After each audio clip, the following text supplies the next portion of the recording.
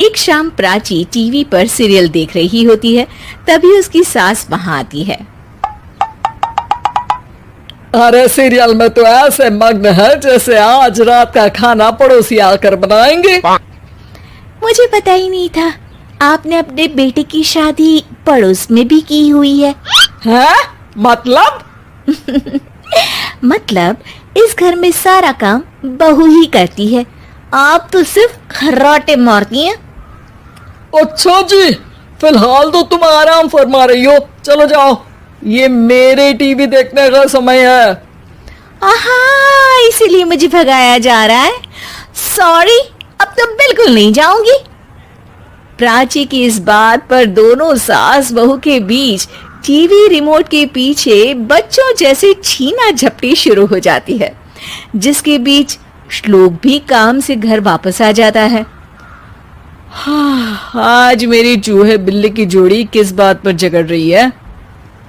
अरे तेरे बीवी मुझे टीवी ही नहीं देखने दे रही। अरे तुम्हारी मम्मी मुझे खाना बनाने के लिए फोर्स कर रही है। अरे वाह, ऐसे बेतुके रीजन पर तो बच्चे भी झगड़ा नहीं करते। अरे मुझे कुछ मत बोल, सब इसने ही शुरू किया है। हाँ हाँ, जैसे आप तो बहुत दूध की धूली है ना। अरे बस, दोनों चुप। प्राची जाओ, खाने की तैयारी करो। और माँ तुम छोड़ो, तुम्हें क्या बोलूं, शांति से अपना सीरियल देखो। मुझे दोबारा लड़ने की आवाज सुनाई नहीं देनी चाहिए। ऐसा बोलकर श्लोक वहां से चला जाता है, जिसके पीछे पीछे प्राची भी कुछ न कुछ बड़बड़ाते हुए रसोई में चली जाती है। हाँ हाँ, सासू जी को तो कुछ बोलेंगे ही नहीं, बस मुझ पर ही हुक्म चलता है, खाना बनाओ, जैसे मैं इनके घर में खाना बनाने के लिए आई हूँ। इसी तरह शाम बीतती है और रात को श्लोक और प्राची की सास खाना खाकर सोने चले जाते हैं, लेकिन प्राची गुस्से में कुछ खाए बिना काम में ही लगी रहती है। इस घर में किसी को घंटा फिक्र नहीं पड़ता, मैं खाऊं या भूखी रहूं। प्राची कुछ देर के लिए रसोई से बाहर जाती है और जैसे ही वापस आती है तो वहां दूध का भरा ग्लास देखकर हैरान रह जाती है। फिक्र पूरी है, बस दिखाना नहीं है। प्राची दूध पीकर सोने चली जाती है और अगली सुबह एक बार फिर सास बहू का कार्टून नेटवर्क स्टार्ट हो जाता है। ये तुमने ही किया है। अरे अजीब जबरदस्ती है, मैं बोल रही हूँ मैंने कुछ नहीं किया। दोनों ने मिलकर पूरे घर को पागल खाना बनाया हुआ है। यहाँ कोई नॉर्मल इंसान तो रह ही नहीं सकता, इसीलिए अब पड़ोसी क्या रिश्तेदार भी घर आने से कतराते हैं। और सुन बेटे, तू भी चंगा, तेरी माँ भी चंगी, तेरी बीवी भी चंगी, रिश्तेदार। हाँ जी, आपको नहीं पता क्या, गंगाधर ही शक्तिमान है, रिश्तेदार ही। हाँ हाँ, बस समझ गया। कभी जानवरों जैसे लड़ेंगी तो कभी जुगलबंदी करेंगी। भाई मैं आप दोनों के बीच में नहीं फंसना चाहता। सास बहू की इस मनमौजी जोड़ी से परेशान होकर श्लोक अपना सिर खुजलाता वहां से चला जाता है। चलो अब मैं भी कीर्तन में जा रही हूँ।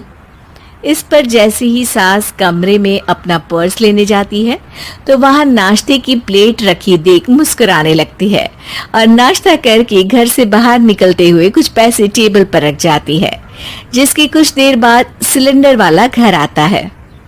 ओ मोरी मैया, मैं सिलेंडर के बारे में तो बिल्कुल भूल ही गई थी। घर खर्च के सारे पैसे भी मम्मी के पास है और श्लोक से बोला तो उल्टा 4 बात सुनाएंगे।